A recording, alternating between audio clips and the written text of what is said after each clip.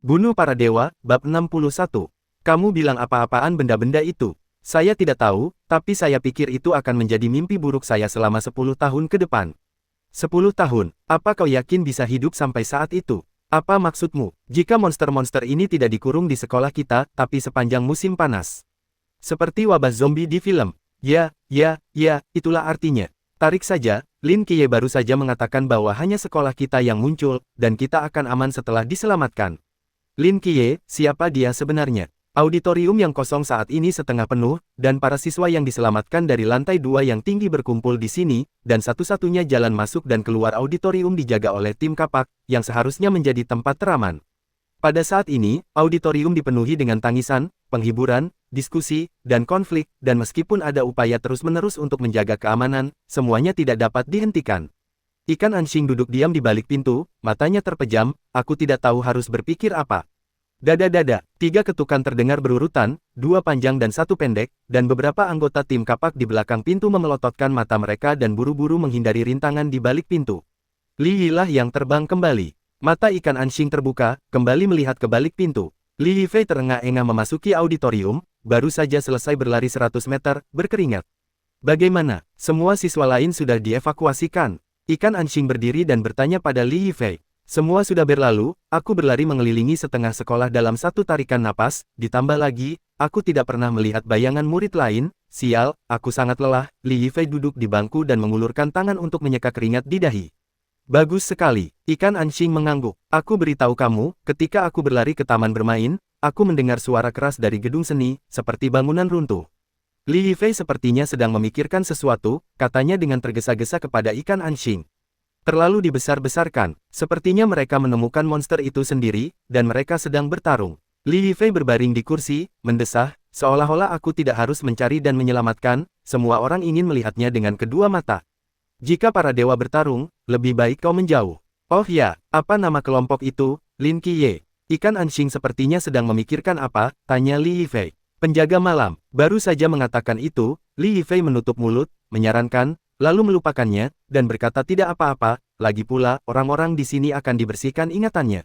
Hapus kenangan, ya, mereka punya sesuatu yang bisa menghapus ingatan banyak orang, karena ada banyak sekali penampakan monster itu, dan jika ada yang muncul, pasti akan menimbulkan banyak masalah.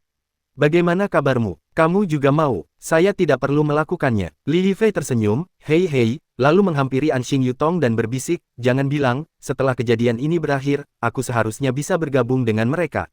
Ikan Anxing mengangguk, mau bergabung dengan mereka apa syaratnya? Apa, kamu mau ikut juga? Tidak mengulanginya, standar mereka sangat tinggi. Li Yifei menjalin tangannya, entah sebagai kemampuan kebangkitan Lin Qiye, atau hanya bisa menunjukkan nilai mereka kepada mereka. Kamu sudah membangkitkan kekuatanmu juga. Tidak, aku sudah menunjukkan nilaiku pada mereka. Li Yifei tersenyum. Ikan Anxing mengangguk pelan, mengedipkan matanya setenang kolam dalam. Lagi pula, penampilanmu kali ini benar-benar cemerlang. Kalau aku juga akan menerimamu. Saat kedua orang itu asyik berbincang, terdengar lagi ketukan di pintu, dan bunyi ketukan itu tidak terdengar teratur. Anggota tim kapak tiba-tiba waspada, Li Yifei juga berdiri, menatap pintu dengan hikmat. Siapa itu? Saya, Lin Qiye. Mendengar kata-kata Lin Qiye, mata semua orang berbinar, dan hati mereka tiba-tiba merasa lega. Mereka pun membuka pintu. Di balik pisau itu, Lin Qiye perlahan masuk dari luar. Bagaimana kabarmu? Li Yifei melangkah maju dan bertanya dengan cepat. Berhasil. Lin mengangguk 7 malam, kami membunuh tubuh iblis ular nanda. Li Yifei menghela napas lega, tersenyum, dan menamparkan bahu Lin Seven Knights, sapi A Seven Knights. Aku tak percaya kau benar-benar mengeluarkannya, dan kita semua selamat. Mendengar perkataan Li Yifei, seluruh auditorium tiba-tiba menjadi gembira, para siswa yang secara pribadi berjalan di ambang kematian akhirnya akan meninggalkan sekolah mengerikan ini, menjauh dari monster pemakan manusia itu. Pasukan kapak di samping juga menyeringai, melemparkan kapak mereka ke samping dan saling berpelukan dengan gembira. Li Yifei menarik ke Lin Qiye untuk memasukkan mata, lalu datang ke telinga, sambil berbisik. Maksudku, aku sudah melakukan pekerjaan yang hebat, jadi aku yakin aku bisa bergabung dengan Night's Watch, kan? Aku tidak mau mencuci otaknya. Lin Qiye berdiri di sana dalam diam, dan setelah beberapa saat, dia membuka mulutnya. Mungkin, Li Yifei tercengang. Saat itu, ikan Anxing di belakangnya diam-diam mengeluarkan pistol dari sakunya. Moncong hitam diarahkan ke belakang kepala Li Yifei. Di mata para pasukan kapak yang tercengang. Saya menarik pelatuknya. Baoh, 3 tembakan beruntun terdengar bagaikan guntur di angkasa, gangguan dan gelak tawa di sekitar sumber suara tiba-tiba terhenti, suasana auditorium yang panas sekali lagi berubah menjadi sunyi senyap. Kegembiraan di wajah setiap orang membeku, dan mereka menoleh kaku ke arah pintu keluar, mata mereka penuh ketidakpercayaan. Li Yifei tertegun, melihat ikan anjing dengan tenang memegang senjatanya, moncong lubang gelap, gumpalan asap terus-menerus menghilang. Li Yifei tertegun beberapa detik, bingung untuk membuka. Cari ikan, kenapa kamu menembaknya? Ikan anjing berdiri di sana dan tidak mengatakan apapun. Setelah waktu yang lama, Li Yifei bereaksi dan perlahan mengulurkan tangannya untuk menyentuh bagian belakang. Klik, selongsong peluru jatuh ke tanah dengan suara dengungan yang keras. Di bagian belakang kepalanya, 3 kawah berkilau angsur sembuh, hanya beberapa helai darah yang meluap, diusap Li Yifei, lalu tak berbekas. Li Yifei menatap beberapa helai darah di tangannya, menahannya. Saya tertembak, kenapa dia tidak mati? Dia menatap Lin 7 Malam, mengulurkan tangan yang berlumuran darah ke Lin 7 Malam di depan matanya. Hei, 7 Malam, lihat aku. Kenapa aku belum mati? Mata muridnya sedikit bergetar. Apa aku, kemampuan untuk bangun? Di dekatnya, Lin Qiye menatap dengan wajah yang rumit, dan setelah beberapa saat, dia sedikit menenangkan kepalanya. Anda tidak memiliki kemampuan untuk membangunkan. Kamu, itu ular nanda. Ketika Li Yifei mendengar kalimat ini, matanya tiba-tiba berkontraksi, dan dia terhuyung mundur 2 langkah, menenangkan kepalanya satu demi satu. Nggak mungkin. Kamu ngomong apa? Kok aku bisa jadi basilis? Aku Li Yifei. Lin 7 Malam menutupinya, melangkah maju, mengulurkan tangan dan menarik keras dada Li Yifei. Bawah, resleting seragam sekolahnya robek, menampakkan dada Li Yifei, di mana bekas tembakan senjata ringan menyebarkan diam-diam seperti merek. Kamu adalah ular nanda, atau kamu adalah bagian dari ular nanda? Apa yang kamu tinggalkan bisa menipu orang lain. Namun, itu tidak membantu saya. Tidak, ini tidak mungkin. Li Yifei menatap bekas pistol di dadanya dan terus menggelengkan kepalanya. Aku tidak bisa membunuh siapapun, apalagi menjadi monster. Li Yifei, Lin Qiye. Menarik kerah Li Yifei, menarik kepalanya ke depan, menatap mata yang ketakutan itu. Tatap mataku, Miso. 2 kelompok tungku emas dari mata Lin 7 Malam menyala, kekuatan ilahi malaikat yang menyala-nyala tercurah keluar, gila ke dunia spiritual Li Yifei. Hanya sesaat bekerja, mata Li Yifei berbalik, hanya pingsan di masa lalu. Tetapi saat berikutnya, telapak tangan yang kuat tiba-tiba menggenggam pergelangan tangan Lin Qiye, mata Li Yifei tiba-tiba terbuka. Itu adalah sepasang pupil vertikal yang aneh, gelombang kuno tidak mengejutkan, dan tak tertandingi dalam hal kedalaman. Menarik, bagaimana kau bisa tahu? Suara Li Yifei dalam dan tenang. Dengan wawasanmu, kau seharusnya tidak melihat penyamaranku. Aku benar-benar tidak melakukannya, atau kau pasti sudah terkurung di bawah lantai. Api di mata Lin selama 7 malam masih belum padam. Sejak masuk sekolah, semua yang terjadi tampak masuk akal, tetapi terungkaplah keanehan di mana-mana. Maksudmu, apakah kamu menyimpulkannya? Semacam itu, kamu meninggalkan banyak lubang. Maksudnya, mata Li Yifei sedikit menyipit, katamu. Hal pertama yang mencurigakan adalah surat sakitmu. Lin Qiye dengan tenang berkata, ketika kamu memasuki pintu kelas pagi ini, kamu masuk dengan surat sakit. Jadi bagaimana? Menurut pernyataanmu, kamu menyadari bahwa kamu lupa membawa buku PR sepulang sekolah tadi malam, dan baru ketika kembali ke sekolah kamu menyaksikan adegan Liu Xiaoyan memakan orang. Setelah itu, kamu kabur dari sekolah dengan panik dan mendapati kami sebagai penjaga malam. Jadi, surat sakitmu, kapan kamu menerimanya? Lin 7 Malam mencibir 2, kau jangan katakan padaku, tadi malam setelah menyaksikan orang makan, kau menduga bahwa hari ini akan bertindak bersama-sama dengan kami, khususnya pergi ke kantor urusan akademik untuk membuat surat sakit, kau tahu bahwa ketika kantor urusan akademik sudah lama libur kerja. Jadi, hanya ada 2 kemungkinan yang tersisa. Yang pertama, kamu awalnya membuat surat sakit, berencana membolos sekolah hari ini untuk pergi bermain, tapi sayang tadi malam kamu menemukan gambar manusia sedang makan. Jenis kedua Anda benar-benar tahu kami akan datang, dan Anda bahkan bersiap untuk masuk bersama kami. Li Yifei terdiam sejenak dan melanjutkan berbicara. Tersangka kedua adalah beberapa potong kulit manusia di balkon asrama putri. Secara logika, ular nanda merupakan makhluk yang sangat berhati-hati, karena sudah lama bersembunyi di tengah masyarakat manusia, mustahil untuk menggantung kulit manusia di balkon dengan begitu berani, risiko paparannya terlalu tinggi. Dan itu harus dilakukannya, awalnya saya tidak mengerti apa maksudnya, tetapi kemudian saya sadar bahwa itu dimaksudkan untuk menunjukkan kepada kami bahwa itu, di gedung asrama ini. Ia ingin kita menemukannya. Lin 7 Malam menatap mata Li Yifei, dan kemudian, Anda muncul tidak dapat dijelaskan, seperti secara khusus ingin mengarah ke teka-teki silang merah, menyebabkan seluruh kerusuhan sekolah. Kemudian, Li Yifei tampil bak seorang penyelamat, memimpin sekelompok pelajar untuk berhasil menahan serangan putra-putra iblis ular, yang merupakan contoh bertahan hidup dalam buku teks. Sebenarnya, saat ini, aku masih belum memikirkanmu, sungguh membuatku curiga, kau adalah ikan king. Mata Lin Qiye jatuh di belakang tubuh ikan Anxing. Leher Li Yifei terpelintir aneh tepat di belakang kepalanya, sambil menatap remaja kurus yang mengenakan kacamata. Ikan Anxing mendorong kacamatanya dan berkata, jumlah anak ular yang mengepung kita selalu aneh. Ketika anak-anak ular pertama kali muncul, semua orang bergegas ke atas, kecuali kelas kami, yang membarikade pintu dan jendela dengan meja dan kursi. Pada saat itu, sebagian besar ular pergi ke lantai 4 dan masuk ke koridor Anda, atau tetap di lantai pertama, memotong jalan semua orang, dan benar-benar tetap di lantai 3 dan mencoba menyerang kelas kami, hanya 2. Secara umum, ketika sekelompok pemburu memiliki 2 spesies mangsa yang terlihat, satu kuat dan sulit ditaklukkan, dan lainnya lemah dan mudah didapat, mereka biasanya menyerang yang lemah, yaitu kita. Awalnya saya pikir karena minimnya informasi, putra-putra Basilika yang lain tertarik kepada Anda dan naik ke atas, tanpa tahu bahwa ada sekelompok dari kami di lantai 3, tetapi kemudian saya mengetahui bahwa visi Basilika itu sama. Ikan Anxing berhenti sejenak dan melanjutkan, artinya, mereka tahu ada sepotong lemak di bawah kaki mereka, tetapi mereka masih acuh tak acuh, seolah-olah mereka menahan kami dengan sengaja.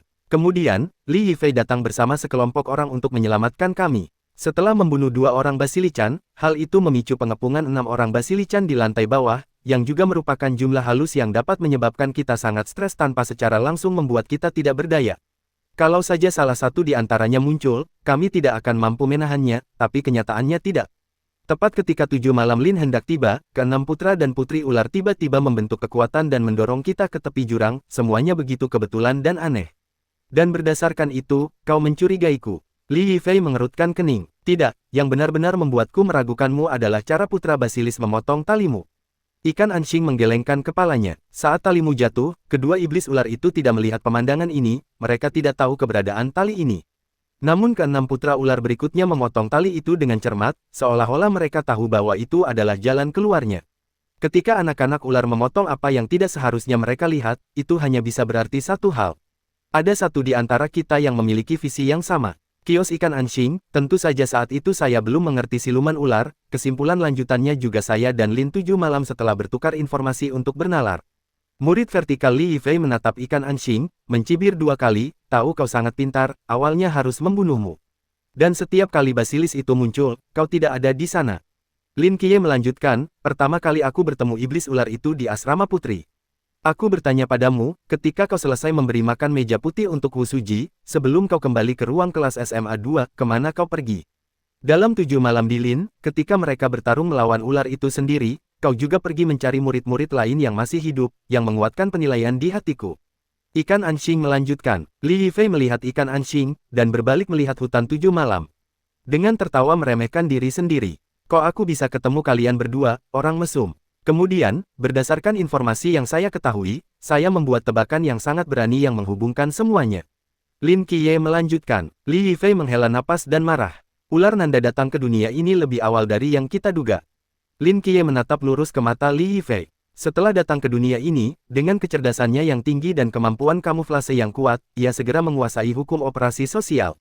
Demikian pula, ia juga menyadari keberadaan penjaga malam, dan kewaspadaan bawaannya membuatnya diam-diam tertidur dalam masyarakat manusia. Dalam proses panjang ini, ia melahirkan kepribadian kedua dari alam bawah sadar untuk mencapai penyamaran yang benar-benar sempurna.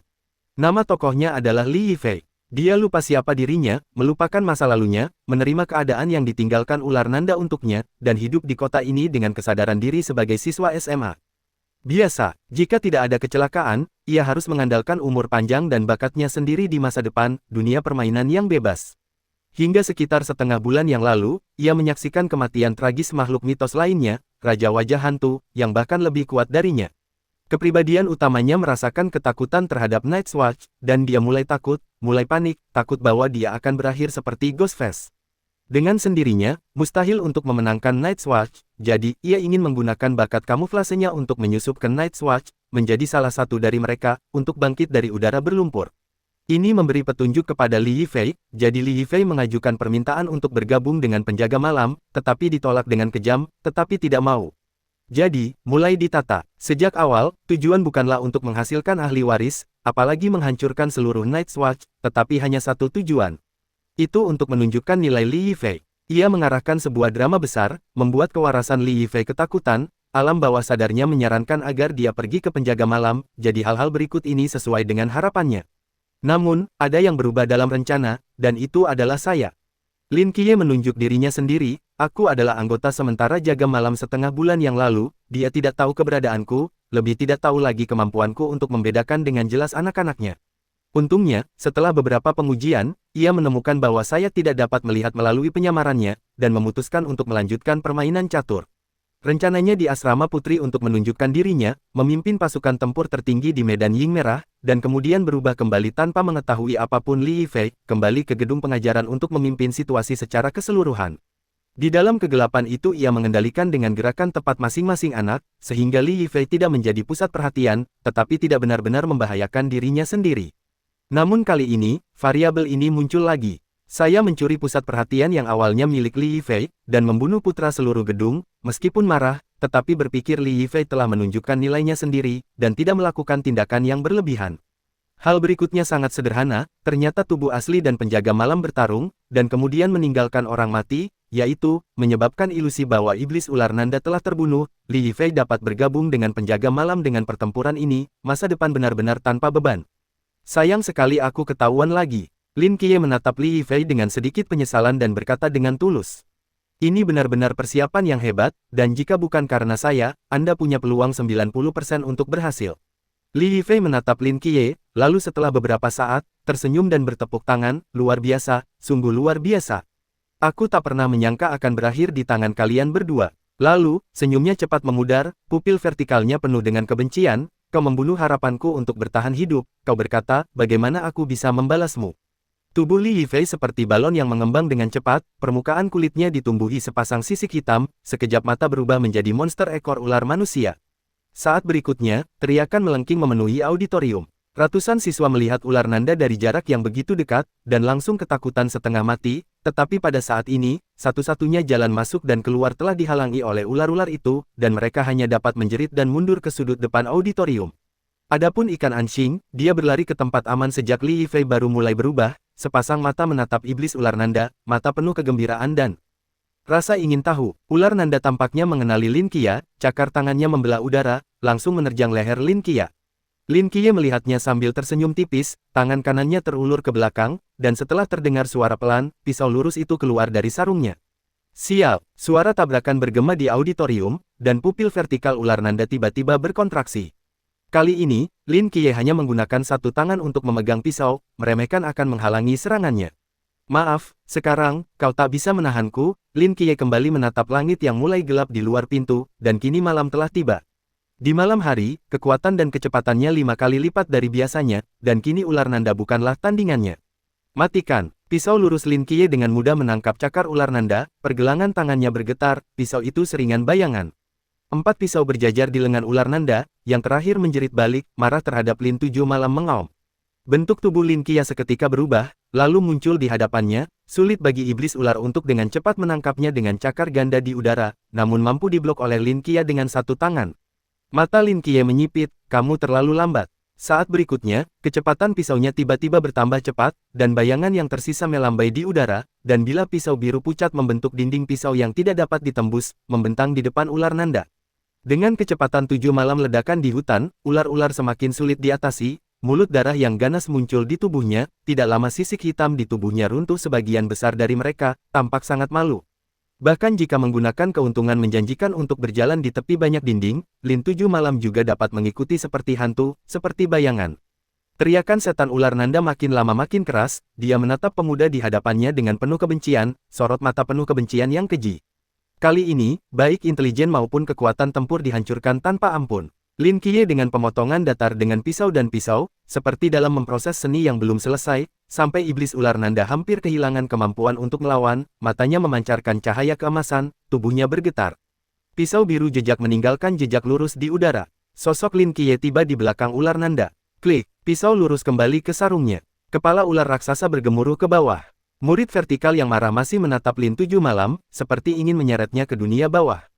Lin Qiye menoleh ke tubuh di kakinya dan bersandar. Maafkan aku, Li Yifei. Ayo kita, sampai jumpa di rumah sakit. Cika, pintu auditorium dibuka lagi, Lin Tujuh Malam membawa kotak hitam itu, perlahan keluar. Duduk di tangga pinggiran merah melihat Lin 7 Malam keluar, tersenyum dan melambai, selesai. Bagus. Hong Ying mengangguk, ragu sejenak, atau tak bisa menahan diri untuk bertanya, katakan, kenapa kau tak mengizinkanku melakukannya? Dia teman sekelasku, dan dengan membunuhnya sendiri, aku memberinya jawaban. Kata Lin Seven Nights Light. Rumbai merah membeku dan membunuhnya sendiri, apakah itu penjelasannya? Apa teorinya? Si Xiaonan meliriknya dan berbisik, mesum. Lin 7 Malam tentu saja omong kosong, dia takut pada tembakan Ying merah, langsung menembak untuk membunuh ular itu, jadi dia tidak bisa membuat pisau, Li Yifei juga tidak bisa terlahir kembali di rumah sakit para dewa. Tapi, terima kasih kali ini, kalau tidak, aku pasti sudah tertipu oleh benda itu, dan kali ini aku akan memberimu hadiah pertama. Hong Ying mengacungkan jempol dan tersenyum. Bagaimana dengan para siswa di sana? Lin Seven Nights menunjuk ke auditorium di belakang. Biarkan saja mereka tinggal di dalam, dan seseorang akan menggunakan bisikan mimpi untuk secara khusus menghapus semua ingatan tentang Basilis dan Anda, lalu menciptakan mimpi untuk mereka. Bagaimana dengan siswa yang meninggal itu? Lin Qiye tak kuasa menahan diri untuk bertanya, lagi pula, kamu juga meledakkan sebuah gedung. Bukan masalah kita untuk khawatir, akan ada departemen khusus yang menanganinya, yang akan mencari tahu segala sesuatunya, seperti ledakan laboratorium, kebakaran besar, teroris yang meledakkan sekolah, invasi alien. Apakah Anda yakin yang terakhir masuk akal? Lebih masuk akal daripada mitos. Benar, Hong Ying mengerutkan bibir dan sedikit menundukkan kepalanya, tapi terlalu banyak siswa yang meninggal. Ini salahku, Suster Rumbai Merah, bagaimana mungkin aku menyalahkanmu? Sebagian besar murid meninggal setelah ditanami ular, kalau bukan karenamu, pasti lebih banyak korban. Si Xiaonan menghibur di sampingnya, lalu melirik Lin Qiye sekilas, lalu berbisik. Dan kamu, meski aku benci mengakuinya, kamu cukup hebat. Lin Malam-Malam, ngomong-ngomong, aku bertemu orang yang sangat pintar kali ini, dan sepertinya tertarik pada makhluk-makhluk mistis. Bisakah kau merekrutnya ke penjaga malam? Lin Seven Nights sepertinya ingat apa, kata Ying sambil menoleh ke merah. Ini baru saja di auditorium, Ikan Anking mengajukan permintaan kepadanya. Hong Ying ragu sejenak, menimbang dan berkata, 7 Malam, penjaga malam, kau tidak bisa masuk hanya dengan menjadi pintar, itu adalah profesi yang berbahaya, kau tahu maksudku. Lin 7 Malam mengangguk sedikit, tidak membujuk. Membantu Ikan Anshing untuk mengajukan permintaan ini, sudah merupakan batas yang dapat dilakukannya, lagi pula, dia sendiri pun hanya anggota sementara jaga malam tidak bergabung secara resmi, karena sudah ditolak, tidak baik jika terus bergantung padanya. Ayo pergi, waktunya berkemas. Red Tassel bangkit dari tangga, membawa kotak hitam itu dengan tombaknya di punggungnya, dan berjalan menuju pintu. Lin 7 Malam melihat kembali ke auditorium dan melangkah maju. Auditorium, selalu berdiri di balik pintu, mata Ikan Anshing meredup. Pada saat ini, matanya kembali tertuju pada tubuh ular nanda yang tidak jauh darinya. Setelah mengerutkan kening dan merenung untuk waktu yang lama, seolah-olah bertekad. Mata berbinar lagi, di luar gerbang sekolah. Di samping mobil hitam itu, dua pria bersandar di pintu, diam-diam memperhatikan kampus yang sunyi. Salah satu headphone mereka berbunyi, dan alis Chen Muye sedikit terangkat. Sudah berakhir, mereka akan keluar. Di sebelah Wu Xiangnan mukanya hitam, mengapa dia hanya memberitahumu, bukan padaku? Saya kaptennya, saya letnannya, Anda selalu berada di sisi yang salah dari Red Tassel. Saya hanya mengikuti protokol. Kamu terlalu kaku. Chen Muye menggelengkan kepalanya, sudut mulutnya sedikit terangkat, jadi poni merahnya masih relatif dekat denganku. Mereka kan tidak mencium ibu atau ayah mereka. Kenapa kedengarannya aneh? Wu Xiangnan memutar matanya, artinya mirip. Keduanya terdiam sejenak, lalu Chen Muye berbicara lagi.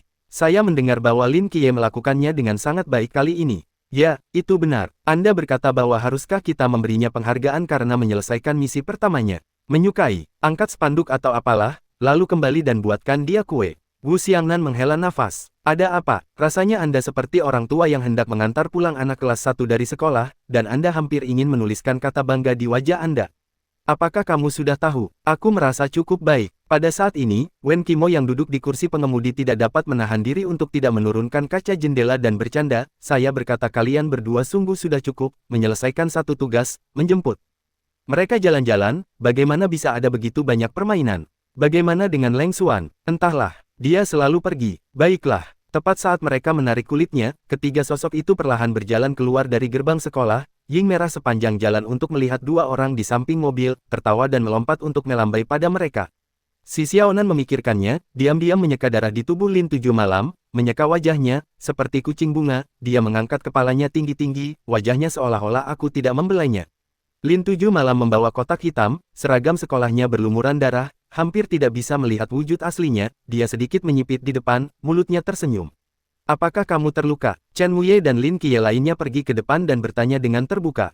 Tidak juga, Lin Qiye menggelengkan kepalanya. Bagaimana perasaanmu? Merasa bahwa Lin Tujuh Malam memikirkannya, dan itu lebih sederhana dari yang saya kira. Chen Wuye tersenyum dan mengangguk kecil. Oke, naik mobil, saatnya kembali. Kapten, kenapa kau tidak bertanya padaku? Bibirnya yang cemberut dengan rumbai merah bertanya dengan berkacak pinggang. Kamu, Wu Xiangnan meliriknya, kamu tidak merobohkan sekolah itu bagus, bertanya kenapa? Red Ying menatap Wu Xiangnan, menggertakkan giginya, aku tanya kamu. Kamu bukan kapten, saya kaptennya, meski saya letnannya. Yang kedua tidak masuk hitungan. Tentu saja itu penting, tidak masuk hitungan. Klik, dengan suara Rana yang jernih, sebuah foto terbilas dari dasar teleskop dan diambil dengan hati-hati oleh sebuah tangan. Tidak jauh dari gedung tinggi, Leng Xuan duduk di tepi atap, sambil perlahan menggoyangkan foto tangannya, gambar di atas semakin jelas. Saat angin berhembus menerpa poninya, dia melihat ke bawah pada gambar tangannya dan senyum tipis terbentuk di bibirnya. Gambar ini adalah hasil jepretan yang bagus juga. Dia menganggapnya sebagai harta karun, memasukkan foto-foto itu ke dalam kotak, dan kemudian Anda berdiri dari atap. Dia menyampirkan senapannya di bahunya dan berjalan keluar menuju malam. Halo, apakah ini Kapten Chen Wuye? Ini aku. Kami mengalami kendala saat membersihkan lokasi Perang Dunia II. Masalah seperti apa? Saat kami menemukan bangkai Basilis Nanda, kami menemukan bahwa kepalanya sudah hilang. Di sisi penumpang mobil, alis Chen Wuye sedikit berkerut. Apakah itu hilang? Ya, kami mencari di seluruh tempat kejadian perkara, tetapi kami tidak menemukan kepalanya. Apakah para siswa menyembunyikannya? Mungkin tidak. Kami sudah mencarinya dan tidak menemukan apapun. Kami menduga seseorang mungkin sudah keluar dari auditorium dengan kepalanya sebelum kami sampai di sana. Seharusnya masih ada selimut di sekolah. Dia tidak akan keluar. Chen Wuye dengan tenang berkata bahwa kamu akan memutar bisikan mimpi di seluruh kampus, bersihkan ingatannya dulu, dan dia akan menceburkan diri ke jaring jika dia kehilangan ingatannya. Roger, setelah menutup telepon, Hong Ying bertanya dengan rasa ingin tahu. Kapten, apa yang terjadi? Kepala ular Nanda hilang, mungkin ada yang mencurinya, kata Chen Wuye, tapi masalahnya tidak besar, seharusnya bisa ditemukan. Lin Tujuh Malam pertama Leng, sedikit mengernyit, melihat keluar jendela. Apakah dia, Bu? Ketika mencoba membalikkan tembok, ikan anjing terbanting keras ke tanah, dia menggertakkan giginya dan berusaha memanjat dari dalam tanah, mengulurkan tasnya, menatap kehampaan di hadapannya. Penghalang tak kasat mata itu masih ada, dan mereka mungkin menyadari bahwa kepala basilis itu telah hilang, gumamnya dalam hati. Matanya berbinar, dia berpikir sejenak dan berlari lurus ke arah taman bermain. Karena dia tidak bisa melarikan diri, dia bersembunyi, dia tidak percaya kalau penghalang itu bisa dibuka terlalu lama, asal dia bersembunyi sampai mereka pergi, dia bisa melarikan diri. Ikan anjing berlari ke tepi taman bermain di ruang terbuka, di antara rerumputan ditemukan penutup lubang gat, dan dengan paksa mengangkatnya. Tahu-tahu, bau busuk tercium dari saluran pembuangan. Ikan anjing menahan dorongan mual, dipaksa menyesuaikan mentalitas, membawa tas melompat ke bawah, penutup lubang gat akan kembali ke posisi semula. Selokan yang gelap dan lembab, bau busuk dari segala sisi menusuk hidung ikan anjing, hampir mencekiknya, dia menggertakkan giginya, memegangi kantong itu, masih bertahan. Gelap, matanya masih terang bagaikan bintang. Tiba-tiba terdengar alunan musik merdu dari luar, pupil mata ikan anjing tiba-tiba mengecil. Dalam keadaan tidak sadar, dia seperti mendengar bisikan seseorang di telinganya, seluruh tubuhnya tidak dapat mengendalikan rasa kantuknya, dia akan tertidur. Pada saat itu, suatu kekuatan aneh memancar dari hatinya, seakan ada mata air jernih mengalir ke otaknya, semua mimpi dan bisikan terhapus tanpa jejak. Ikan anjing tiba-tiba membuka matanya, pandangan matanya telah menghilang, digantikan oleh kejernihan mutlak. Di bawah matanya ada sedikit warna abu-abu. Sekarang, dia lebih sadar dari sebelumnya. Dia menatap ke depan, lalu ke tangannya. Di matanya, tubuhnya tampak telah menjadi mesin yang sangat presisi, ia dapat melihat proses setiap bagian, dan memahami dengan jelas prinsip pengoperasiannya. Dia tahu cara melakukannya setiap kali dia berkedip, setiap kali dia bernapas, dia seperti pembuat jam yang berpengalaman, menggunakan kaca pembesar untuk mengamati proses berjalannya setiap mata rantai jam. Dia tidak pernah mengenal tubuhnya sebaik ini. Tiba-tiba, ia teringat sesuatu. Ia segera membuka resleting tasnya dan mengeluarkan sebuah kepala. Kepala ular Nanda. Di bawah mata mereka, makhluk mistis ini, yang tidak termasuk dalam lingkup penelitian ilmiah modern, tampaknya dibongkar menjadi satu roda gigi, satu mesin, satu sekrup.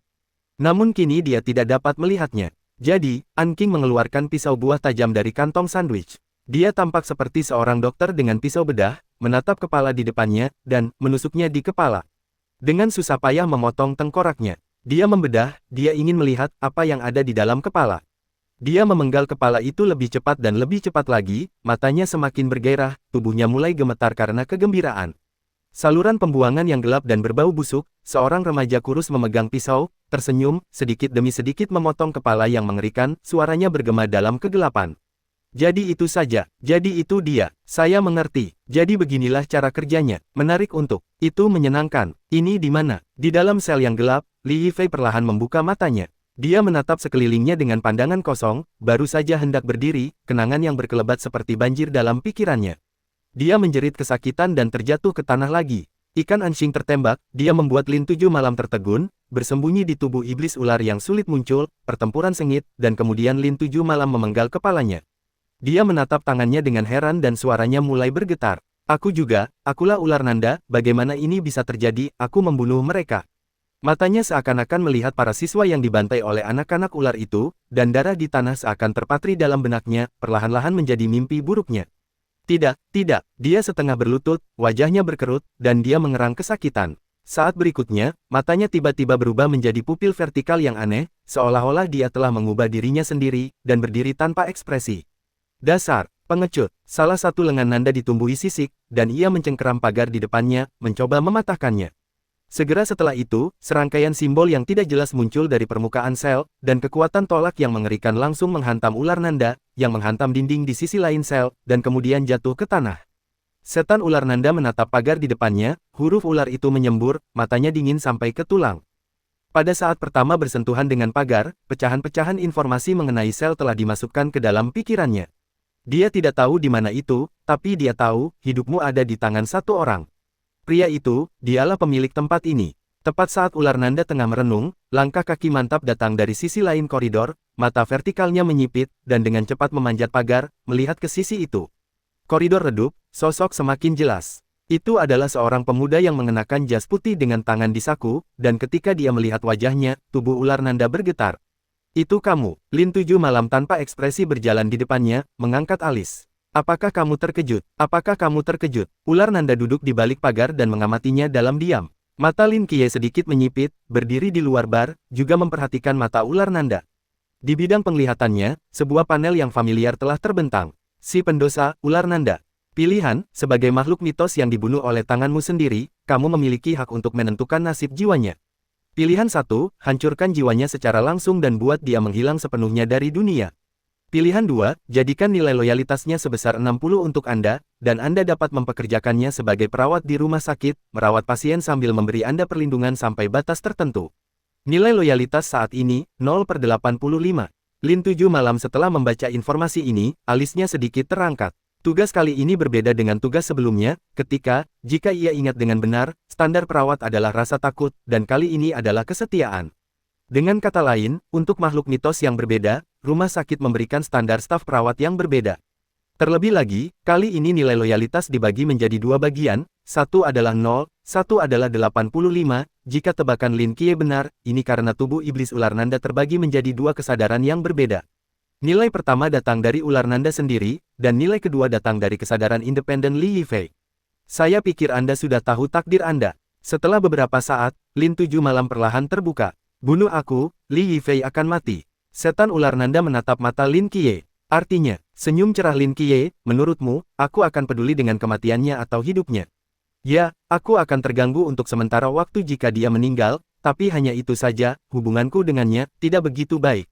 Kau seharusnya tahu itu. Ular Nanda terdiam. Sebagai eksistensi yang telah mengawasi segalanya di belakang, setiap gerakan Li Yifei jelas, dari kedua orang itu yang menyadarinya sekarang, tetapi juga dalam waktu lebih dari setengah bulan, untuk mengatakan seberapa dekat hubungan itu adalah omong kosong belaka. Terlebih lagi, Li Yifei juga meninggalkannya dan melarikan diri sekali. Gunakan perasaan dua orang untuk menjadi semua chip, iblis ular Nanda tidak sebodoh itu. Apa yang kamu inginkan? Saya pikir Anda salah paham. Lin Qiye membuka mulutnya dengan tenang, sekarang Anda menunjukkan nilai Anda kepada saya, jika nilai Anda tidak memenuhi harapan saya. Maaf, rumah sakit saya tidak menerima orang yang menganggur. Setan ular Nanda terdiam sejenak, lalu perlahan membuka, aku pandai dalam kamuflase, dapat menanam spesies ular, mengintai dan menyusup adalah keahlianku. Tidak cukup sama sekali, saya, jago tata letak, saya bisa memberi Anda ide. Apa yang menurutmu kamu kuasai? Aku tidak mengatakan apa-apa. Setan ular Nanda hampir lupa bahwa mejanya telah dirusak olehnya. Namun, bertukar pikiran bukanlah hal yang buruk. Kebijaksanaan seseorang belum tentu mencakup semuanya. Kita berpikir dengan cara dan tingkat yang berbeda-beda. Mungkin bisa memberimu beberapa referensi. Wah, kedengarannya bagus. Apalagi, meskipun saat ini kekuatan tempurku relatif rendah, tetapi saat aku dewasa, tubuhku juga akan memiliki kemampuan tempur yang kuat, dan aku bisa berganti kulit, sulit untuk dibunuh. Melanjutkan, tidak lagi, Lin 7 malam untuk berpikir, Anda akan membuat orang tua itu bahagia. Aku tidak akan. Otak ular Nanda hampir tidak berputar, tapi Li Yifei sangat ahli dalam hal ini. Itu sudah cukup. Lin Qiye berhenti sejenak dan berbicara lagi, Anda bisa tinggal, tetapi ada syarat tambahan. Kondisi apa? Bila tidak diperlukan, biarkan Li Yifei yang mengurus badan ini. Hati ular Nanda kusut sejenak, atau mengangguk, oke, aku janji. Kebebasan itu penting, tetapi kebebasan tidak ingin mati, dan Li Yifei juga merupakan bagian darinya, dan menyerahkan tubuh kepadanya bukanlah hal yang terlalu sulit untuk diterima. Lin Qiye mengangguk, lalu mengulurkan tangannya di udara, selembar kertas perkamen dan sebuah pena muncul entah dari mana di tangannya. Ini kontrak kerjamu, lihat dan tanda tangani kalau tidak ada masalah. Lin 7 malam memasang postur bos besar, Flapper akan menyerahkan perkamen yang hilang. Ular Nanda akan memegang kertas di tangan, membacanya dengan seksama, ekspresinya tiba-tiba menjadi heran. Alih-alih kontrak kerja, lebih tepat jika disebutkan akta jual beli, yang mencantumkan banyak kewajiban yang harus dilakukan oleh ular Nanda, termasuk tetapi tidak terbatas pada mematuhi perintah Presiden Lin Qiya tanpa syarat, tidak boleh merugikan atau bermaksud merugikan Presiden Lin Qiya dan kepentingannya, tidak boleh merusak fasilitas umum di rumah sakit, dan wajib membersihkan rumah sakit secara teratur. Anda harus bangun pagi untuk menyiapkan sarapan bagi para pasien. Pada kolom tambahan baris tersebut, terdapat situasi yang tidak penting, harus membiarkan Li Yifei yang bertanggung jawab atas badan tersebut. Di kolom kewajiban yang mesti ditunaikan di hutan 7 malam, hanya ada satu kata sepi. Ini jelas merupakan eksploitasi kepentingan pengasuh yang tidak berperasaan dan sepihak, jenis yang berkulit hitam. Namun sekarang, ular Nanda tidak punya pilihan selain menandatangani namanya. Pada saat nama ditandatangani, perkamen itu otomatis terbakar, kemudian simbol-simbol aneh di sekitar sel berangsur-angsur menghilang dan pintu sel otomatis terbuka. Pada saat yang sama, tubuh Nanda dengan cepat kembali ke bentuk manusia, dan tubuhnya juga menambahkan seragam perawat biru, dada perawat dengan pelat nama hitam. Perawat 001, Li Yifei menatap pakaiannya dengan tatapan kosong dan menggaruk kepalanya. Hanya dialog antara iblis ular Nanda dan Lin 7 malam, dia juga mendengarkan dengan jelas, pada dasarnya memahami situasi saat ini, dia berubah dari teman sekelas Lin 7 malam menjadi anak buahnya. Bagaimana rasanya dibangkitkan? Lin Seven Knights tersenyum dan melangkah maju. Lumayan, kata Li Yifei sambil tersenyum kecut, Bos Lin, jangan terlalu menekanku lagi, aku tidak tahan. Panggil dekan. Lin Qiye menepuk pundaknya, berbalik, dan berjalan keluar sel. Ikut aku akan mengenalkanmu ke rumah sakit ini. Li Yifei, yang mengenakan pakaian perawat, menghela napas dan segera mengikuti Lin Qiye untuk naik. Area ini adalah bangsal, dan hanya ada satu bangsal yang terbuka, dan hanya ada satu pasien di rumah sakit ini, dan namanya Nix, dan dia akan melihat daftar saya nanti. Itulah area aktivitasnya. Di hari kerja, Anda bisa mengajaknya menonton TV, bermain catur, jangan biarkan dia selalu linglung memegang vas di halaman, jangan sampai akhirnya penyakit mentalnya tak kunjung sembuh, dan malah kena Alzheimer. Ini apotek, beri dia 2 pil 3 kali sehari. Dengan diperkenalkannya Lin 7 malam, seluruh orang Li Yifei menjadi mati rasa. Sialan ini, apa ini? Ibu, aku telah menemukan seorang teman untukmu, dan dia akan menemanimu mulai sekarang. Akhirnya, Lin Qiye membawa Li Yifei ke Nix dan memperkenalkannya sambil tersenyum. Nix menatap Li Yifei seolah sedang memikirkan sesuatu. Setelah beberapa saat dia membuka mulutnya lebar-lebar. Pembukaan yang mengejutkan. Cucuku, nenek menemukanmu. Senyum di wajah Li Yifei tiba-tiba membeku, dan dia menoleh untuk melihat Lin Qiye. Lin 7 malam memberikan pandangan positif. Li Yifei, susu, nenek. Li Yifei dengan patuh membuka tangannya dan memeluk Nix yang bersemangat, tersenyum lebih buruk daripada menangis, aku juga merindukanmu. Di sisi drama Lin Qiye sedikit mengernyit, menatap mata Li Yifei dengan penuh kekaguman. Itu kamu, Anda benar-benar ahli dalam membuat orang tua tertawa. Lin 7 malam melihat dengan jelas, kemajuan perawatan kepala Nix melonjak dari 21% menjadi 23%, tentu saja, hanya dia yang dapat melihat kemajuan internet ini, Li Yifei tidak terlihat. Selama setengah bulan terakhir, Lin datang ke rumah sakit hampir setiap hari tepat waktu, memberi Nix obat dan di sekelilingnya. Berkat perawatan ganda, baik obat maupun semangat, kondisi Nix sudah jauh membaik, dan setidaknya sekarang ia tidak perlu lagi pergi ke ruang obat sambil diam-diam memegang botol obat dan menangis. Di masa mendatang, dengan Li Yifei yang menemaninya selama 24 jam, diperkirakan kemajuan pemulihannya akan meningkat pesat, dan tidak akan membutuhkan waktu lama untuk mencapai 50%. Ketika itu terjadi, dia dapat mengekstraksi kekuatan kedua Nyx. Selama periode ini, Lin Qiye juga mencoba membuka pintu bangsal kedua, namun tetap saja manisnya tidak bisa dibuka, harus dihubungkan langsung ke wilayahnya sendiri, dan pengembangan spiritual hanya bisa dilakukan secara bertahap dan mendesak. Untunglah, Lin Qiye mereproduksi metode yang diajarkan oleh Wen Qimo selama ini, dan dia telah sepenuhnya menstabilkan ranah, Zan, dan tidak akan membutuhkan waktu lama untuk menembus ke ranah berikutnya. Lin 7 malam bersama Li Yifei menemukan patah beberapa kata, lalu meninggalkan rumah sakit jiwa. Hari-hari berikutnya tampaknya tidak berbeda dari sebelumnya, meskipun Lin Qiye telah menyelesaikan tugas pertama dengan sangat baik, jumlah latihan pada hari kerja masih belum berkurang sama sekali, Lin Qiye bahkan merasakan pisau Chen Muye mengenai wajahnya dengan lebih menyakitkan.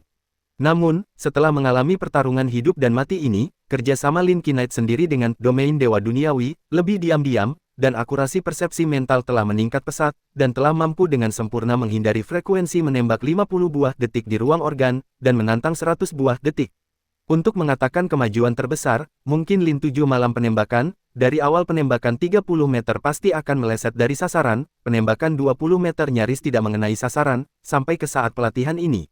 Dia hampir tidak mungkin bisa mengenai sasaran dalam jarak 30 meter. Lin 7 malam masih ingat hari itu, 30 meter pertama menembak sasaran, dengan kekuatan mental untuk melihat Leng Xuan berdiri di belakang mata merah, diam-diam menyeka udara mata. Lalu dia mendongak dan tersenyum lega. Dalam 10 hari, Lin 7 malam pergi ke pintu kantor kapten dan mengetuk pintu. Datang, Lin 7 malam masuk ke kamar, melihat Chen Muye sedang memegang sebuah dokumen. Membacanya dengan cermat, dia menatap Lin Qiye dan berkata, dalam beberapa hari, pelatihan rekrutmen baru akan dimulai. Lin 7 malam Leng, ini hanya menyadari bahwa ia memasuki penjaga malam sekarang, tanpa sadar telah berlalu sebulan. Itu, apa yang harus aku lakukan untuk mempersiapkannya? Baiklah, berdasarkan situasi tahun-tahun sebelumnya, pelatihan rekrutmen tahun ini juga akan diadakan di Shanghai. Saya akan menyiapkan materinya untuk Anda selama waktu tersebut, dan mempersilakan Anda membawanya ke sana. Ngomong-ngomong, selama pelatihan rekrutan baru, penggunaan manajemen tertutup yang terpadu, meskipun kebutuhan sehari-hari akan disediakan di sana, tetapi kualitasnya mungkin tidak terlalu bagus, dan biarkan rumbai merah membawa Anda ke jalan untuk membeli sesuatu, biayanya akan saya ganti. Selain itu, cuaca di kota Shanghai tidak sedingin di Changnan, jadi jangan lupa beli lebih banyak pakaian musim dingin, atau masukkan ke rekening saya. Latihan adalah yang paling rentan cedera, ingatlah untuk kembali kepada saya di pagi hari, saya akan memberi Anda obat, efek obat ini jauh lebih baik daripada obat lain di pasaran. Chen Muye memegang buku kecil di tangannya, satu persatu dengan hati-hati dibebankan Lin 7 malam, bahkan di kereta untuk membeli jenis toko apa yang paling nyaman dikatakan jelas. Pada saat Chen Muye menutup buku kecilnya, setengah jam telah berlalu. Apakah kamu sudah menuliskan semua yang baru saja aku katakan? Chen Muye menatap Lin Qiye dengan serius. Lin Qiye mengangguk berat, ya, semuanya tertulis. Bagus. Chen Muye sepertinya teringat sesuatu, beli tiket ke kota Shanghai lebih awal. Nanti, laporkan ke orang-orang dan pilih asrama sendiri. Beli di jalan sebentar, beli untuk besok. Besok, berangkat besok. Lin tertegun selama 7 malam. Lebih cepat lebih baik, aku mengerti. Lin Qiye mengangguk. Setelah Lin 7 malam meninggalkan kantor, Chen Muye diam-diam mengeluarkan dompetnya, melirik ke dalam. Sebuah desahan samar. Sore itu, Red Ying dan Si Xiaonan bersama Lin Qiye, dapat dikatakan bahwa mereka telah mengunjungi seluruh kota Changnan, dan Lin Qiye tidak pernah mengunjungi jalanan sepanjang hidup mereka. Wah, Nan kecil, lihat spray Peppa Pig itu. Ayo kita beli satu untuk 7 malam. Hore, koper merah muda itu keren. Beli satu. Hore, nenek kecil, lihat ransel putri salju ini. Keren banget. Ya, kita. Hore, wah, lihat gaun kecil itu. Cantik sekali. Beli. Wah. Wah, wow asterisk Akeong tanda pagar Akeong. Lin 7 malam mati menutupi mulut Si Xiaonan, pembukaan hikmat. Kakak Red, menurutku, itu bukan untukku. Red Tassel dengan menyesal meletakkan gaun tanpa punggung di tangannya dan mendesah, itu juga, kamu laki-laki, tidak terlalu bagus memakai gaun. Kemudian, dia mengambil kemeja halter seksi di sebelahnya, dan menatap Lin Qiye dengan mata berbinar. Kalau begitu, ayo beli ini. Lin malam-malam. Hingga malam harinya, Lin Knight menenteng tas dan tas, terhuyung-huyung kembali ke kamar. Melihat ke arah daratan yang berwarna-warni, Lin Qiye duduk di samping, tersenyum tak berdaya, tapi senyumnya semakin cemerlang. Ada sedikit kesedihan di matanya saat dia tersenyum. Dia melihat keluar jendela, di mana cahaya bulan jatuh. Apakah kamu akan pergi? Pagi berikutnya, gerbang stasiun kereta api. Lin Qiye berdiri di depan stasiun kereta dengan 2 koper besar, dan di belakangnya ada anggota tim 136 lainnya. Apakah kamu sudah mendapatkan semuanya? Wu Xiangnan berbicara lebih dulu. Semuanya sudah dikemas. Kakak, aku sudah membelikanmu tabir surya, krim penghilang bulu, dan lotion tubuh. Ingatlah untuk menggunakannya. Red Ying berdiri di depan dengan mata merah, enggan berkata. Saya akan menikmatinya, jangan khawatir. Lin 7 nada malam beberapa. Tak berdaya. 7 malam. Chen Muye melangkah maju dengan menyimpulkan yang sangat serius, kota Sangjing tidak lebih jauh dari Changnan kita, jauh sekali, dan ada beberapa ketidakadilan dalam pelatihan. Jika ini di Changnan, kita bisa langsung membawa pisau untuk membunuh pintu agar kau marah, tetapi di kota Sangjing, kau sendiri yang akan menanggungnya. Jangan khawatir, aku bisa menjaga diriku sendiri. Lin menjawab dengan serius selama 7 malam. Dia membungkuk sedikit kepada orang banyak. Kalau begitu aku pergi. Dia berdiri, posisi tangan ke arah kepadatan, lalu berjalan memasuki stasiun sambil menyeret 2 koper. Semua orang yang menatap punggungnya saat dia pergi, hati mereka terasa berat. Saat itu, ponsel Chen Muye tiba-tiba berdering. Lingkaran cahaya, apa? Dah, Chen Muye tiba-tiba mengangkat kepalanya dan mengarahkan tangannya ke arah Lin Qiye. Sial, hentikan anak itu. Kerumunan orang itu menoleh ke belakang dengan tak percaya. Saya tidak tahu apa yang dipompa oleh petinggi, kali ini mereka benar-benar mengatur pelatihan rekrutan baru di Changnan. Hentikan dia. Setelah stasiun, tiket ini tidak dapat dikembalikan. Kota Shanghai, kantor pelatihan Night's Watch. Apa? Para rekrutan baru akan dilatih di Changnan. Di mana Changnan? Yuan Gang menatap dokumen di tangannya, tertegun dan membuka mulutnya. Di depannya, lelaki yang sedang bersantai di kursi malas di belakang mejanya meregangkan badan dan duduk dengan mata menyipit, bekas luka berbentuk salib di dahinya. Dia adalah pemimpin unit penjaga malam 006 di kota Sangjing. Sebuah kota kecil di Tiongkok Tenggara, dekat kota Huaihai. Skopingo berpikir sejenak dan menjawab. Tapi, bukankah pelatihan tahun-tahun sebelumnya diadakan di Shanghai? Kenapa tiba-tiba pindah ke Changnan tahun ini? Yuan Gang mengerutkan kening. Entah apa yang dipikirkan para petinggi. Sao Pingge berdiri, mengambil segelas air dari ketel panas, lalu perlahan berbaring kembali. Kita, oh, tidak, kau ikuti saja perintahnya. Anda adalah wakil pemimpin Regu 006 kami, dan instruktur utama pelatihan rekrutmen baru selama bertahun-tahun. Anda telah membawa begitu banyak tentara, dan perubahan lingkungan tidak memungkinkan. Tentu saja tidak. Yuan Gang menggelengkan kepalanya berulang kali. Aku tidak mengerti kenapa tiba-tiba ada perubahan tempat. Jelas peralatan di sini sudah jadi, dan sekarang semua orang fanatik dikirim ke Changnan, bukankah itu hanya mencari masalah? Para petinggi pasti punya alasan untuk melakukan ini, kita hanya harus melaksanakan perintah, kita tidak boleh tahu, jangan tanya. Biarlah begitu, Yuan Gang mendesah. Dengan efisiensi departemen logistik, basis pelatihan yang lengkap dapat dibangun di Changnan sebelum fajar besok, dan Anda harus membawa orang-orang untuk berkemas dan bersiap berangkat. Skopinger menyesap tehnya. Ya, Yuan Gang memikirkannya dan melanjutkan berkata, aku tidak di Beijing kali ini, Kapten, kau bisa menjaga Beijing, jangan membuat kekacauan.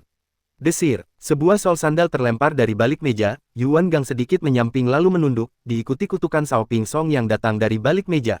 Hei, Yuan Gang, siapa yang kau benci? Bagaimana mungkin aku bilang aku juga kapten regu yang ditempatkan di Beijing? Yuan Gang tersenyum, melemparkan sandal Sao Pingge keluar jendela, lalu membuka pintu dan berjalan keluar. Skopingge terkutuk, pasar Guangzhou Shenzhen, klub mewah, Changnan, tempat macam apa Changnan itu? Di ruang pijat VIP yang mewah, seorang pria gemuk bertubuh kecil mengenakan jubah mandi sedang berbaring di sofa, menatap pengumuman di tangannya dengan heran dan menoleh untuk bertanya. Di balik pintu ruang VIP, 5 pengawal berwajah garang berdiri tanpa ekspresi. Di depan mereka, seorang kepala pelayan berkacamata satu membungkuk sedikit dan berkata lembut, Hui Xiaotai, Changnan adalah kota kecil di Tenggara. Bukankah mereka semua diikat di Beijing sebelumnya? Sepertinya kebijakannya telah berubah tahun ini, dan sepertinya jadwal Anda juga akan berubah. Saya akan mengirim seseorang untuk mengaturnya. Pria gemuk kecil itu berpikir sejenak, memasukkan kembali anggur ke dalam pot, melambaikan tangannya yang besar. Pesan pesawat untuk terbang hari itu, saya akan berangkat hari itu. Kepala pelayan tercengang, Tuan kecil, apa besok terlalu cepat untuk pergi? Jangan khawatirkan asrama, kami sudah meminta Night's Watch untuk menyediakan asrama terbaik untukmu, dan mereka akan menghargai kita. Lebar dan dalam terlalu pengap, aku ingin bertemu teman baru, ya.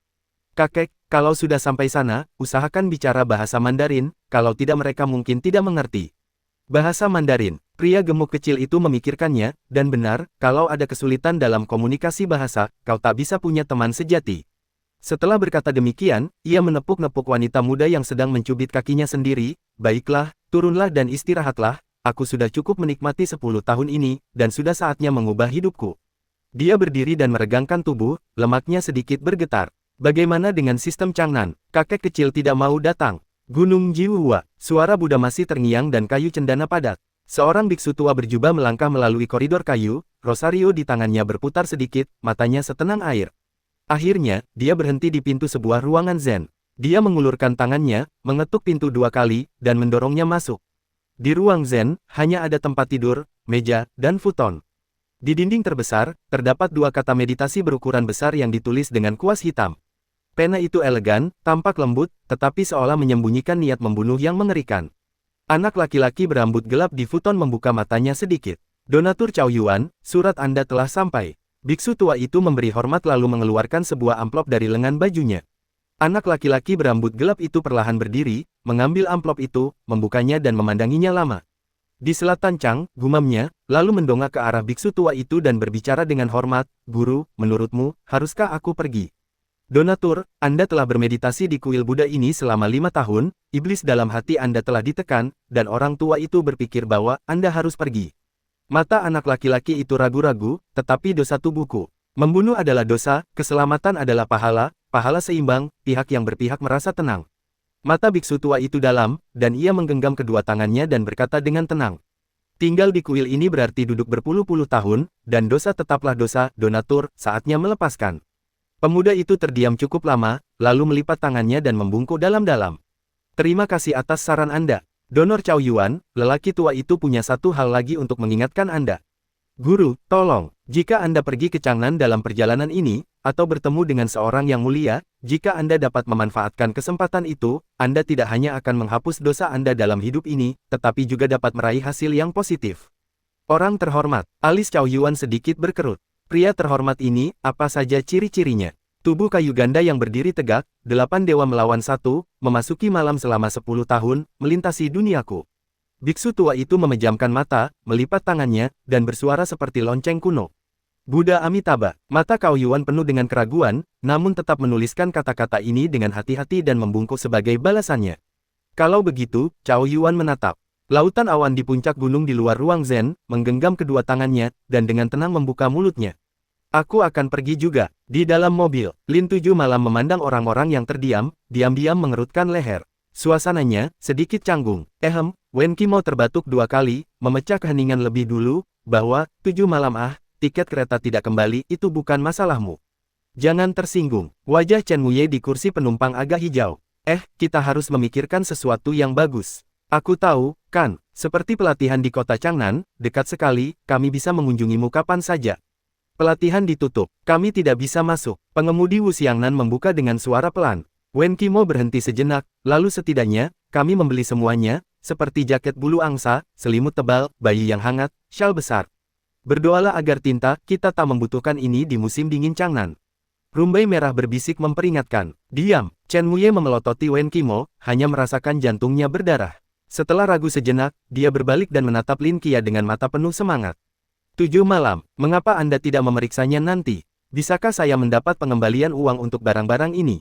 Di atas langit biru, beberapa helikopter angkut senjata berat mendarat perlahan, dan angin yang dihempaskan oleh baling-baling mengangkat angin dan pasir di tanah.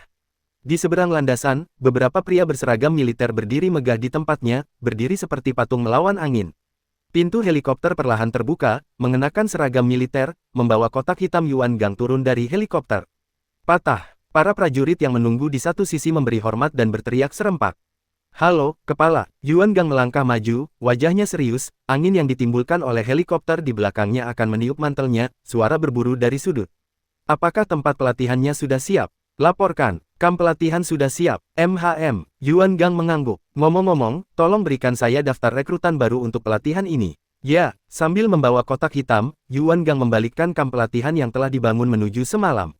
Kamp pelatihan ini terletak di daerah pinggiran yang sepi, merupakan wilayah kota Changnan, meliputi daerah yang sangat luas, dan di sekitar kamp pelatihan sejauh 10 juta telah didirikan pos-pos pemeriksaan, untuk meningkatkan kewaspadaan tingkat pertahanan pangkalan militer. Selain bagi rekrutan baru untuk pelatihan, tidak ada seorang pun yang dapat mencapai sini.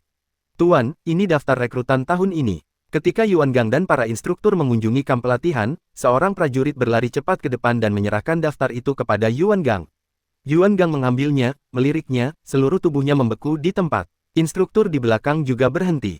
Yuan Gang menggosok matanya, melihatnya 2 kali, lalu bertanya, sial, apa-apaan susunan pemain tahun ini?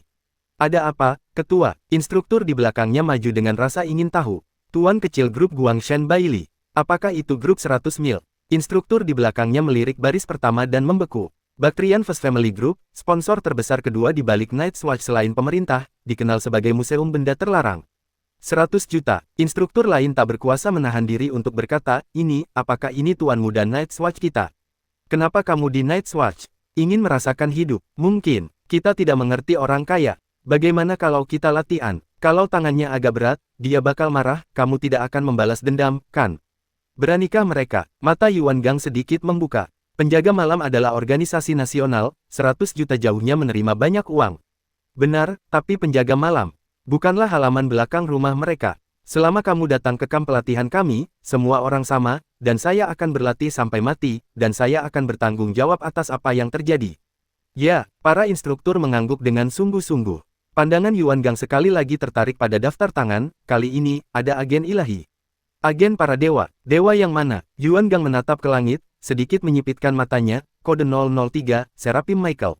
Malaikat, sejak kapan seorang seraf punya agen? Beruntungnya ia ada di pihak kita dalam penjagaan malam. Sudah bertahun-tahun tidak ada agen ilahi, dan anak ini punya masa depan yang cerah.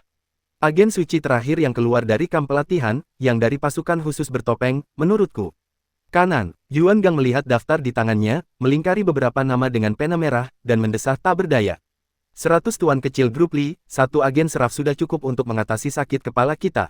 Kali ini, level risiko super tinggi pemilik pasar terlarang sekali lagi muncul 3, dan ada urutan di 50 teratas. Selain itu, ada transmisi Gua Palem Sangjing, transmisi senjata Mocha Hebe, pasukan khusus yang bertugas. Melihat tangan Yuan Gang yang melingkari warna merah pekat, di belakang hati sang instruktur terdapat beberapa helai rambut.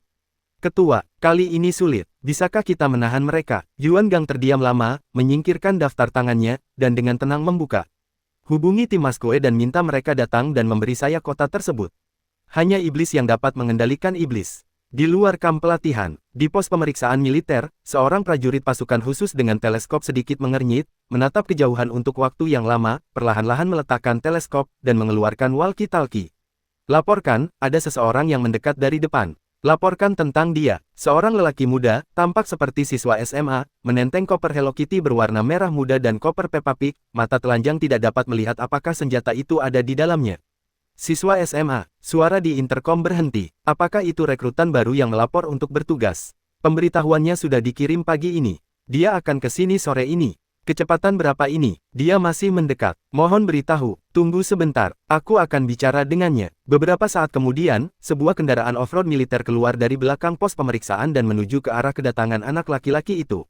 Matahari bersinar terik. Saat ini, Lin Qiye tengah menyeret 2 koper, berjalan di jalan berlumpur yang kasar, beberapa tetes keringat membasahi pipinya. Tempat ini, apa benar-benar ada kamp pelatihan? Lin Seven Knights melihat sekeliling dan bergumam, Kapten tidak akan jadi karena aku tidak kembali, apa kau bercanda?